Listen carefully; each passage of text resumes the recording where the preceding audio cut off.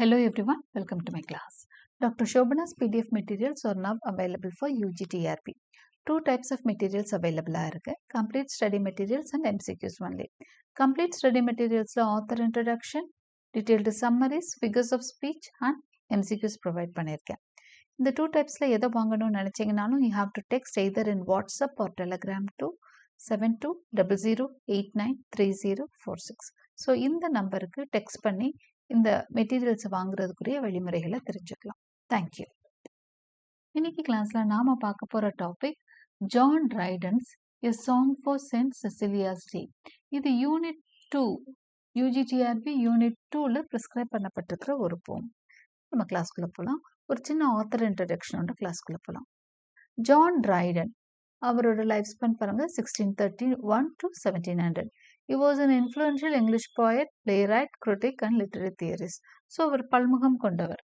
பார்த்தீங்கன்னா போயட்டாக இருந்திருக்கிறாரு, பிளேரைட் நிறைய பிளேஸ் எழுதியிருக்கிறாரு, கிரிட்டிக் அவர் தான் ஃபாதர் ஆஃப் இங்கிலீஷ் கிரிட்டிசம் சொல்லுவோம், லிட்ரரி தியரிஸும் எழுதியிருக்காரு. ஓகே, ஸோ இந்த அளவுக்கு ஒரு ஃபேமஸான ஒரு ரைட்டர் தான் John Dryden. Is often regarded as the father of English criticism and the central figure of restoration period. Restoration பீரியடில் அவருக்கு ரொம்ப பேரும் புகழும் இருந்தது. ஒரு மிகப்பெரிய லிட்ரரினா போற்றப்பட்டார். நான் சொன்னேன் இல்லையா, he's called as the father of English criticism. Father of English கிரிட்டிசிசமாக அவரை ரெகார்ட் பண்ணுறாங்க. Dryden initially wrote poetry influenced by metaphysical and cavalier poets such as Ben Jonson and John Donne. So ஆரம்ப கால இவரோட poetries பார்த்தீங்கன்னா metaphysical poets, cavalier poetsோட தாக்கத்தில் எழுதியிருப்பார். He wrote poems, plays, translations including adaptations of Virgil, Juvenal and Horace. So இந்த பழைய classical ரைட்டர்ஸோட ரைட்டிங்ஸ்லேருந்து adaptations அதை தழுவி நிறைய ரைட்டிங்ஸ் எழுதியிருக்கிறாரு, நிறைய டிரான்ஸ்லேஷன்ஸும் எழுதியிருக்காரு. Dryden's plays include tragedies, comedies and heroic dramas, notable for elegance of style and moral commentary. So இவர் எல்லா டைப்ஸ் ஆஃப் பிளேஸும் எழுதியிருக்காரு. ட்ராஜடிஸ் எழுதியிருக்காரு, காமெடிஸ் எழுதியிருக்காரு, ஹீரோயிக் ட்ராமாஸும் எழுதியிருக்காரு. ரொம்ப அவரோட ஸ்டைலுக்கு புகழ்பெற்றது தான் இவரோட ட்ராமாஸ்.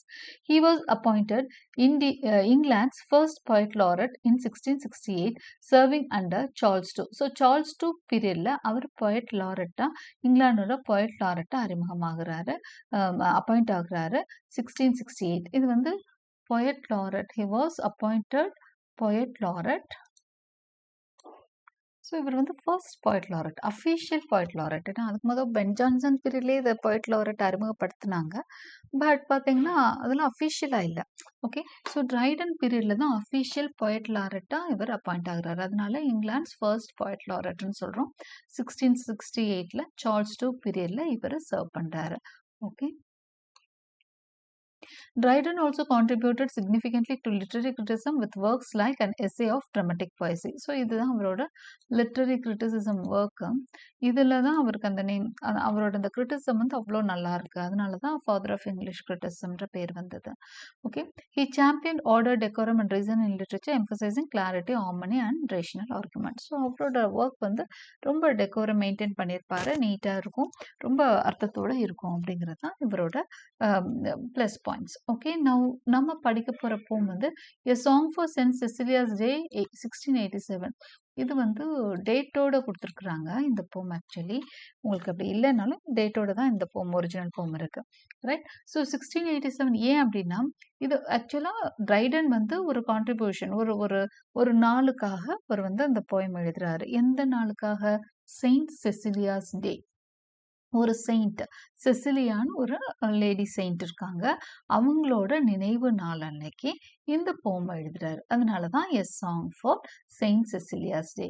எந்த வருஷம் எழுதுறாரு? 1687. ஓகே, அதனால தான் இந்த மாதிரி ஒரு title, a song for Saint Cecilia's day 1687. It's a celebratory ode written to honor Saint Cecilia, the patron saint of music. இவங்க வந்து செயின்ட் ஆஃப் மியூசிக், மியூசிக்கை வந்து ரொம்ப ஆராதிச்ச ஒரு செயின்ட். ஓகே, அதனால தான் அவங்களுக்கு சாங் எழுதுறாரு. A song for Saint Cecilia's Day 1687 consists of 7 stanzas and grand chorus. இது 7 irregular stanzas இருக்கும் இந்த போம்ல பார்த்தீங்கன்னா. ஓகே, 7 stanzas, ஒவ்வொன்றும் ஒவ்வொரு ரைன் ஸ்கீமில் இருக்கும். ப்ராப்பராக ஒரு ரைம் ஸ்கீமாக அவர் ஃபாலோ பண்ணலை. கடைசியாக ஒரு கிராண்ட் கோரஸோட முடிச்சிருக்கிறார். composed for the annual festival held on November 22nd. So இந்த செயின்ட் சிசிலியாஸ் டே வந்து நவம்பர் 22nd கண்டக்ட் பண்ணுறாங்க. 1687ல் கொண்டாடப்படுற அந்த செயின்ட் சிசிலியாஸ் டேக்கு தான் இந்த போமை ட்ரைடன் எழுதியிருக்காரு. This poem explores the profound power of music both in creating harmony in the universe and in stirring deep emotion. So இந்த போம் பார்த்தீங்கன்னா எதை பற்றி பேசுது அப்படின்னா பவர் ஆஃப் மியூசிக் பற்றி பேசுது. ஓகே, எப்படி உலகத்தில் வந்து ஒரு அமைதி நிலவ இந்த ஹார்மனி நிலவுறதுக்கு யூனிவர்ஸில் பிரபஞ்சத்தில் வந்து ஒரு அமைதியை வந்து மியூசிக்கால் நிலைநிறுத்த முடியும், அதே மாதிரி மனிதர்களோட உணர்வுகளையும் தூண்ட முடியும்னு சொல்லுது. By referencing biblical and classical sources, Dryden crafts a work that is both a celebration and an analysis of music's magical influence. So biblical கேரக்டர்ஸையும் இங்கே வந்து ரெஃபரன்ஸ் கொடுத்துருக்கிறாரு நிறைய. ஏன்னா இந்த போமில் நிறைய பைபிளிக்கல் சோர்ஸ் கொடுத்துருக்காரு, கிளாசிக்கல் சோர்ஸஸும் இருக்குது, பழைய சோர்ஸஸும் இருக்குது. ஐ மீன் பழைய பாடல்களில் வந்து லிட்ரரி ஃபிகர்ஸும் இருக்குது. இந்த ஒர்க் வந்து ஒரு செலப்ரேஷன், மியூசிக் மேஜிக்கல் இன்ஃப்ளூயன்ஸோட செலிப்ரேஷனாக பார்க்குறோம். மியூசிக்கோட மேஜிக்கல் மியூசிக் எப்படி வந்து அந்த மியூசிக்கு வந்து பெரிய இன்ஃப்ளூயன்ஸ் இருக்குது, பெரிய தாக்கம் இருக்குன்னு இந்த போயம் சொல்லுது. Particularly the music of Saint Cecilia, which is portrayed as almost divine. Saint Cecilia ஓட மியூசிக் வந்து ரொம்ப டிவைனாக போற்றப்படுது. ஸோ அதை வந்து இந்த பாடல் ஆராதிக்குது. Now let us get into the poem. டெக்ஸ்ட்டை ரீட் பண்ணி நான் உங்களுக்கு மீனிங் சொல்கிறேன். லைன் பை லைன் போகலாம். Stanza 1. From heavenly harmony, this universal frame began, when nature underneath a heap of jarring atoms lay, and could not heave her head. The tuneful voice was heard from high.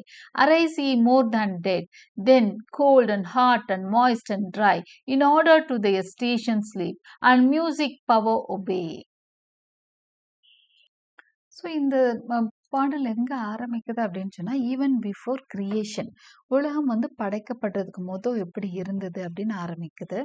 அப்போ ஒரே கேயட்டிக்காக இருந்ததாம், எல்லாம் ஒரே குழப்பமாக இருந்ததாம். Atoms எல்லாம் அப்படியே எல்லா இடத்துலையும் இந்த துகள் எல்லாம் இருந்தப்போ, அணுக்களாக இருந்தப்போ ஒரு என்ன ஆச்சுன்னா ஒரு ஒரு டியூன் கேட்டுதான். அந்த டியூன்ல இருந்துதான் எல்லாம் அந்த ஆட்டம்ஸ் எல்லாம் என்னாச்சு, எல்லாம் ஒரு ஒரு ஒற்றுமையாகி ஒரு ஹார்மனி உருவாகி கோல்டு, ஹாட், மாய்ஸ்ட், ட்ரை அப்படியே எல்லாம் சேர்ந்து ஒரு அந்த மியூசிக்கு ஒபே பண்ணி ஒரு புது உலகம் தோன்றினது. ஹெவன்லி ஹார்மனி ஏற்பட்டு தான் யூனிவர்சல் ஃப்ரேமே ஆரம்பிச்சிச்சு. அந்த ஹார்மனியில் இருந்து ஃபைனல் நோட்டாக உருவானவன் தான் மேன் அப்படின்னு சொல்கிறது தான் இந்த ஸ்டான்ஸா. இப்போ நம்ம லைன் பை லைனாக பார்க்கலாம். From heavenly harmony the universal frame began. ஒரு அருமையான தெய்வீக அந்த ஹார்மனியில் இருந்து தான் இந்த யூனிவர்சல் ஃப்ரேம் ஆரம்பிச்சதுன்னு போயம் ஆரம்பிக்கும். ஹார்மனின்னா தெரியும் இல்லையா, ஒரு நல்லிணக்கம் சொல்லுவாங்களா, ஒரு ஒற்றுமை உணர்வு, ஒரு நல்லிணக்கம். அதில் இருந்து தான் ஒரு ஹெவன்லி ஹார்மனி, ஒரு கடவுளோட அந்த ஹெவன்லியான தெய்வீகமான ஒரு நல்லிணக்கத்தில் தான் இந்த யூனிவர்சல் ஃப்ரேம், இந்த பிரபஞ்சத்தோட அந்த படைப்பு ஆரம்பிக்குது. when nature underneath a heap of jarring atoms. அப்போ நேச்சர் எப்படி இருந்தது, ஆட்டம்ஸ் மாதிரி அப்படியே செதறி கிடந்துதான். Okay, and could not heave her head. The tuneful voice was heard from high. Arise ye more than dead. அப்போதான் வந்து என்னாச்சா, அந்த பாடல், அந்த டியூன்ஃபுல்லாக ஒரு வாய்ஸ் கேட்டது, அந்த மியூசிக் வந்து கேட்டது. Okay, then cold and hot and moist and dry, in order to their station sleep, and music's power obey. அந்த நேரத்தில் தான் அந்த மற்ற ஆட்டம்ஸ் கோல்டு, ஹாட், மாய்ஸ்டாக இருக்கிறது, ட்ரையாக இருக்குது, ஈரப்பதத்தோடு இருக்குது, காய்ந்த நிலையில் இருக்கிறது எல்லாம் அப்படியே தன்னோட நிலைக்கு வந்து அந்த மியூசிக்கோட பவரை ஒபே பண்ணி அது இடத்துக்கு அந்த நேச்சர் வந்து செட் ஆகுது.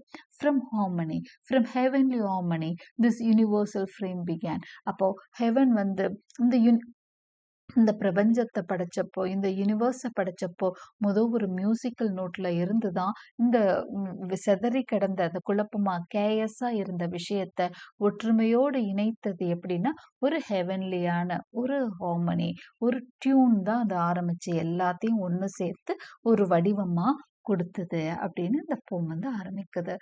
Through all the compass of the notes it ran the diapason closing full in man அப்படின்னு சொன்னா இந்த நேச்சர் எல்லாம் இணைஞ்சு எப்படி வந்து ஒரு பாடல் வந்து முற்று பெறுறப்போ ஒரு அழகான ஒரு சவுண்டோட ஒரு க்ளோசிங் நோட், முடிவுக்குன்னு ஒரு நோட் கொடுப்பாங்க எந்த ஒரு பாடலுக்கும், அது ஒரு அழுத்தமா இருக்கும். அது மாதிரி இந்த பிரபஞ்சம் தோன்றி அதோட முடிவா யாரு தோன்றுனா அப்படின்னா மனுஷன் வந்தான் அப்படின்னு சொல்லி இந்த போம் ஆரம்பிக்குது.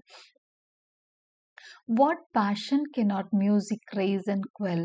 When Jubal struck the chorded shell, his listening brethren stood around and wondering on their faces fell to worship that celestial sound. What passion cannot music raise and quell? அதாவது ஒரு உணர்வுகள் எந்த பேஷன் வந்து எந்த பேஷனை மியூசிக்கால எழுப்ப முடியாதுங்கிறார். ஓகே, ஸோ எந்த ஒரு விதமான உணர்ச்சியையும் தூண்டக்கூடிய வல்லமை மியூசிக்கு இருக்கு அப்படிங்கிறது தான் இங்க மீனிங். அது எதுக்கு சொல்றாருன்னா, when Jubal struck the chorded shell, his listening brethren stood around and wondering on their faces fell to worship that celestial sound. Jubal அப்படிங்கிறது பைபிள்ல வரக்கூடிய ஒரு மியூசிஷியன், ஃபர்ஸ்ட் மியூசிஷியன். அவரோட ஒரு மியூசிக் பண்றவர் தான் ஜுபல். அவர் வந்து ஒரு ஸ்ட்ரிங்டு ஒரு இன்ஸ்ட்ருமெண்ட் வச்சிருந்தாராம். ஸ்ட்ரிங்ஸ்னா தெரியும் இல்லையா, இந்த மியூசிக், இந்த நாணங்கள் சொல்லுவாங்கல்ல, இந்த இப்போ வீணையா இருக்கட்டும், வயலினா இருக்கட்டும், ஸ்ட்ரிங்ஸ் இருக்கும் இல்லையா, அதோடைய ஒரு எப்பவுமே அது இருக்கும் எல்லா ஒரு மியூசிக்கல் இன்ஸ்ட்ருமெண்ட்லையும். ஸோ அந்த மாதிரி ஒரு ஷெல் மாதிரி கார்டட் ஷெல்ல தான் அவர் வந்து மியூசிக் போட்டுட்டு இருந்தாரு ஜுபல் அப்படிங்கிறவர். அவர் அந்த மியூசிக் போட்டோன்னே அவரை சுத்தி மனிதர்லாம் என்ன பண்ணாங்க, நின்று அப்படியே ஆச்சரியமா பாக்குறாங்க.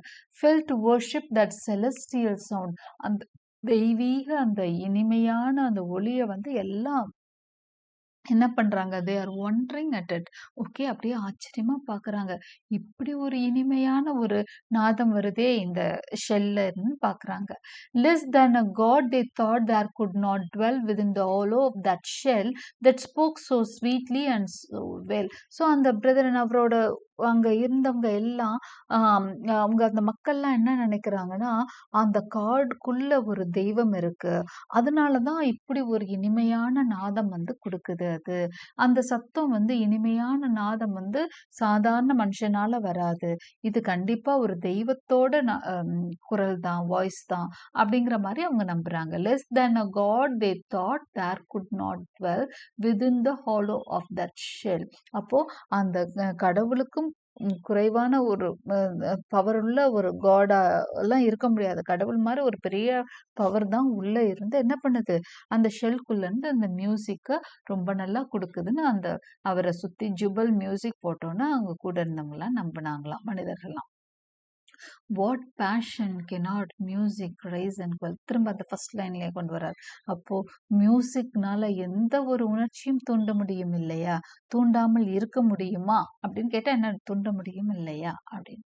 ஓகே, ஸ்டான்ஸா 3 வந்துட்டோம். The trumpet's loud clangor excites us to arms with shrill notes of anger and mortal alarms. The double beat of the thundering drum cries, hark the foes come, charge, charge, it is too late to retreat. So இப்போ third ஸ்டான்ஸால கொஞ்சம் வித்தியாசமான ஒரு tune எடுக்கிறார். ஏன்னா முதல் ரெண்டும் வந்து ஒரு நல்லிணக்கம், மக்கள்லாம் வியந்து அந்த சாங்ஸ் பார்த்துட்டு இருக்காங்க. இப்ப போருக்கான அந்த சத்தத்துக்குள்ள போறாரு. போர் முழக்கம் இடுது இல்லையா, அப்போ கூட அந்த ட்ரம்பெட், அந்த சங்க நாதம் எல்லாம் ஊதுவாங்க போருக்குன்னு ஒரு சில. அப்போ எல்லா விதமான உணர்ச்சிகளையும் தரக்கூடிய வல்லமை எதுக்கு இருக்காம், மியூசிக் இருக்காம். அப்போ அப்படியே இனிமையா தெய்வீகமான ஒரு இனிமையையும் கொடுக்க முடியும், அதே மாதிரி போர் உணர்ச்சியையும் தூண்ட முடியுமா. அதைத்தான் இந்த ஸ்டான்ஸால சொல்றாரு. இந்த ட்ரம்பட்ஸ் லவுட் கிளாங்கர். இப்போ இந்த ட்ரம்பெட் அந்த பெரிய அந்த வச்சு வாசிப்பாங்க இல்லையா, அந்த மாதிரி ட்ரம்பெட் அதே மாதிரி ட்ரம்ஸ் அடிப்பாங்கல்ல, எக்ஸைட்ஸ் அ ஸ்டார்ம்ஸ். அந்த சத்தம் கேட்டு எல்லாம் அப்படியே வில்லு, வேல் எல்லாம் எடுத்துருவாங்க. With shrill notes of anger and mortal alarms. அப்போ உடனே அப்படியே கோவம் கொப்பளிக்குமா. அப்படியே எல்லாம் என்ன பண்ணுவாங்க, அடுத்தவன கொல்ல கிளம்பிருவாங்க. The double double double beat of the thundering drum. அப்படியே அந்த முரசு கொட்டுற ஒலியை கேட்டு அப்படியே என்ன ஆயிரும், எல்லாருக்கும் அப்படியே உணர்ச்சி பிம்பம் ஆயிடுவாங்க. Cries hark the foes come. அது சொல்லும் எனிமீஸ் வந்துட்டாங்கன்றத தான் அந்த முரசு கொட்டும். உடனே charge charge it is too late to retreat. உடனே எல்லாம் போர் தொடுத்து போவாங்க, அவங்க வெற்றி கொண்டாடணும், சார்ஜ் அப்படின்ட்டு ஓடுவாங்க. ஸோ இதுவும் மியூசிக்கால கேப்பபிள் தான். அப்ப எல்லா விதமான பேஷனும் கடவுளோட அந்த இனிமை, கடவுள் இருக்கிற உள்ள கடவுளே இருக்க மாதிரி ஒரு இனிமையையும் கொடுக்க முடியும். ஒரு போருக்கு தேவையான அந்த உணர்ச்சிகள், கோவத்தையும் தூண்ட இந்த எதால முடியும், அந்த மியூசிக்னால முடியும். The soft complaining flute in dying note discovers the woes of hopeless lovers whose dirge is whispered by the warbling lute. So அடுத்து இன்னும் 2 மியூசிக் இன்ஸ்ட்ருமெண்ட்ஸ் பற்றி பேசுறாரு. Flute, loot. இது ரொம்ப மெல்லிசான சத்தம் கொடுக்கக்கூடிய ஃப்ளூட்டும் லூட்டும் பற்றி பேசுறாரு. இதோட மியூசிக் எப்படி இருக்கும்னா அப்படியே சோக கீதம் வாசிக்குமா. எப்படி சோக கீதம் வாசிக்குமா? The woes of hopeless lovers. நம்பிக்கை இழந்த காதலர்கள் என்ன பண்ணுவாங்க, அப்படியே அழுவாங்க இல்லையா, அது மாதிரி இருக்குமா அது. whose dirge is whispered by the wobbling lute. So அவங்களோட அழுக சத்தம் மாதிரி இருக்குமா அந்த ஃப்ளூட்டும் லூட்டும். ஓகே, ஸோ அடுத்து என்ன சொல்ல வர்றாரு, முதல் தெய்வீக இனிமைனாரு, அடுத்து கோபத்தை ஒரு கொடுக்கக்கூடிய இமோஷன்ஸ் தரும், அடுத்த அழுகைய ஒரு லவ்வர்ஸ் அப்படியேவும் எந்த ஹோப்லெஸ்ஸா இருக்காங்க, அவங்கள யாரும் சேர்த்து வைக்கல, வேற வழியே இல்லை, சாகணும்னு நினைக்கிறாங்க. ஸோ அந்த இடத்துல என்னன்னா ஒரு டர்ஜிங் நோட், ஒரு மோர்னிங் நோட் கொடுக்குது இல்லையா, அதுவும் ஃப்ளூட் லூட் மாதிரி இன்ஸ்ட்ருமெண்ட்ஸ்னால பாசிபிள்ங்கிறாரு. Sharp violins proclaim their jealous pangs and desperation, fury, frantic indignation, depth of pains and height of passion for the fair disdainful day. So இதெல்லாம் ஒரு விதமான நோட்ஸ் தான். அடுத்து பார்த்தீங்கன்னா இந்த ஸ்டான்ஸால நிறைய உணர்ச்சிகளை பற்றி பேசுறாரு. ஜெலஸ் பேங்ஸ், அதாவது ஜெலஸ்னா தெரியும் இல்லையா, பொறாமையோட அந்த இது இருக்கும் இல்லையா, வலிகள். அது டெஸ்பரேஷனா விரக்தி, ஃபியூரி கோவம், ஃப்ரான்டிக் இக்னிஷன் அதுவும் கோவம் தான். Depth of pains and heights of passion, வலியோட உச்சம். இது எல்லாத்தையுமே ஷார்ப் வயலின் ப்ரொக்ளைம் பண்ணுமா. வயலின்ல இந்த எல்லா உணர்ச்சிகளுக்குமான அந்த நாதத்தை கொடுக்க முடியும் அப்படிங்கிறார். stanza 6.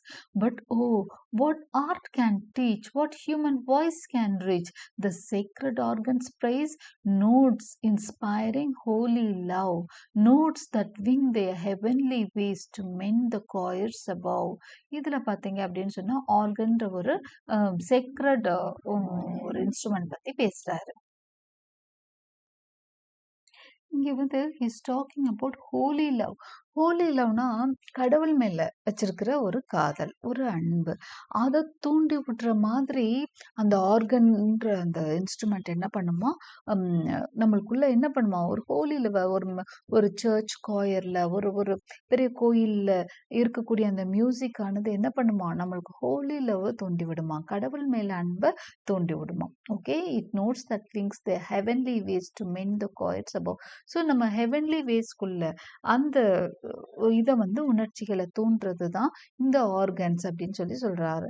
ஓகே, ஸோ இது பார்த்தீங்கன்னா சேக்ரட் ஆர்கனை இப்படி பிரைஸ் பண்றாரு. ஸோ எல்லா விதமான இமோஷன்ஸ்க்கும் மியூசிக் என்ன கொடுக்குதோ, மியூசிக்கல் இன்ஸ்ட்ருமெண்ட்ஸ் இருக்குன்னு சொல்றாரு. ஆர்ஃபியஸ், இதுதான் final stanza.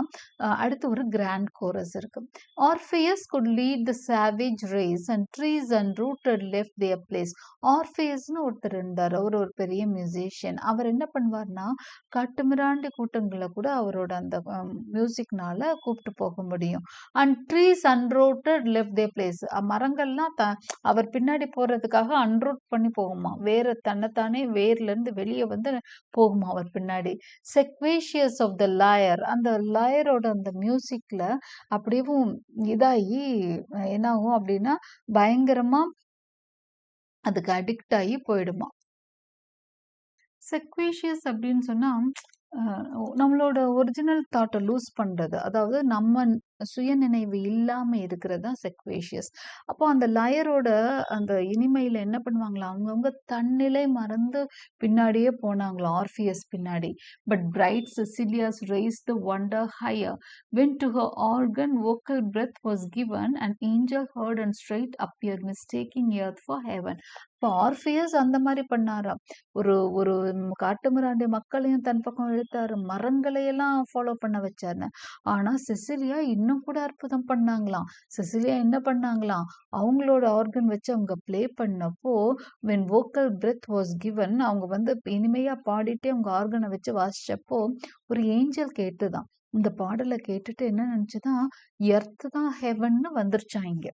Okay, so mistakening that earth is heaven, it appeared before her. இந்த எர்த்து தான் வந்து பூமி தான் ஹெவன் போல, இங்க இவ்வளோ தெய்வீகமான நாதம் கேக்குதேன்ட்டு வந்துருச்சான். அந்த அளவுக்கு பவர்ஃபுல்லானது மியூசிக் அப்படிங்கிற மாதிரி இங்க கடைசியில சென்ட் செசிலியாவோட மியூசிக்கை புகழ்ந்து முடிக்கிறார். இப்போ கிராண்ட் கோரஸ் பார்க்கலாம். As from the power of sacred lace the spheres began to move and sung the great creator's praise to all the blessed above. So when the lost and dreadful hour this crumbling pageant shall devour, the trumpet shall be heard on high, the dead shall live, the living die, and music shall untune the sky. Okay, இதோட அந்த போக முடியுது. அதாவது இந்த இதுல பாத்தீங்கன்னா என்ன சொல்றாரு அப்படின்னா, எப்படி உலகம் வந்து தோன்றுனப்போ மியூசிக்னாலதான் தோன்றுனதுன்னு சொல்றாங்க இல்லையா. அப்படிதானே இந்த போயம் ஆரம்பிக்குது. அந்த ஹெவன்லி ஹார்மனி அந்த சாங்ஸோட மூலமா அந்த நேச்சர் எல்லாம் ஒன்னா இணைஞ்சு செதறி கிடந்த ஆட்டம்ஸ் எல்லாம் ஒன்னா சேர்ந்து ஒரு யூனிவர்சல் ஃப்ரேம் ஆகுதுன்னு தான் ஆரம்பிக்கிறார் இல்லையா. அந்த மாதிரி இருந்த ஸ்பியர்ஸ் என்ன பண்ணுமா, அப்படி இருந்த ஸ்பியர்ஸ் இந்த உலகம் முழுக்க கடவுளோட புகழ பாடிட்டு இருக்கான். So when the lost and dreadful hour, இது மட்டும் இல்ல, முடிய போற தருவாயிலும் உலகம் அழியும் தருவாயிலும் this crumbling pageant shall devour, இந்த பெஜென்ட் இருக்கு இல்லையா, அதுவும் வந்து அப்படியே இதாகும், டிவோர் ஆகுதுன்னு அப்படியே பிச்சு இதாகி போறது. ஓகே, ஸோ இந்த உலகமே வந்து என்ன ஆகும், செதறுண்டு போறப்போ கூட the trumpet shall be heard on high. அப்ப நம்ம எப்படி இந்த வார் சவுண்ட்ல எல்லாம் ட்ரம்பட் கேக்குதே, அது மாதிரி ஒரு சத்தம் கேக்குமா. எப்படி உலகம் பிறந்தப்பவும் ஒரு ஹார்மனி இருந்ததோ அதே மாதிரி இந்த உலகம் அழியிறப்பையும் ஒரு ஹார்மனி இருக்கும். the dead shall live, the living die, and the music shall untune the sky. So இருந்தவர்கள்லாம் உயிர் பெற்று வருவது போல், உயிரோடு இருக்கிறவங்களாம் இறந்து போறது மாதிரி மியூசிக் வந்து இந்த ஸ்கையை அன்டியூன் பண்ணும் அப்படின்னு சொல்லி இந்த போமம் முடிக்கிறாரு ட்ரைடன். இப்போ இங்க என்ன சொல்ல வர்றாரு அப்படின்னு சொன்னா, the lost and dreadful hour, அந்த கடைசி மணித்துளி, இந்த உலகம் அழியும் தருவாயில this crumbling pageant shall devour. அப்போ இந்த உலக நாடக மேடை மாதிரி, எப்படி நாடக மேடையில வந்துட்டு போற மாதிரி இந்த ஷோ நடந்து முடிஞ்சிருச்சு. ஓகே, அப்படியே எல்லாம் என்ன ஆக போகுது, க்ளோஸ் ஆக போகுது. the trumpet shall be heard on high, திரும்பவும் அந்த ட்ரம்பட் ஒலி கேக்குமா. the dead shall live அப்படின்னா இது வந்து பைபிளிக்கல் சோர்சஸ்ல வர்ற விஷயம்தான். அதாவது dead shall live, ஜட்ஜ்மெண்ட் டேக்காக இதுக்கு முதல் இறந்தவங்க எல்லாம் உயிர் பெற்று வருவாங்களாம். இங்க இருக்க உயிரோடு இருக்கிறவங்க எல்லாம் அடுத்த டிரான்ஸ்ஃபர்மேஷன், அடுத்து அழிஞ்சு போவாங்களாம். And music shall untune the sky, மியூசிக்கோட அந்த ஸ்கை அப்படியேவும் பிளந்து இதாயிடும், அவ்வளவுதான், க்ளோஸ்க்கு வந்துடுது அப்படின்னு சொல்லி முடிக்கிறாரு கிராண்ட் கோரஸ்ல ட்ரைடன். ஸோ முதலும் முடிவுமாக இருப்பது இசை ஒன்றே அப்படிங்கிற ஒரு கான்செப்ட் தான் இந்த போம் Song for St. Cecilia's Day. Hope you understand. Thank you for watching.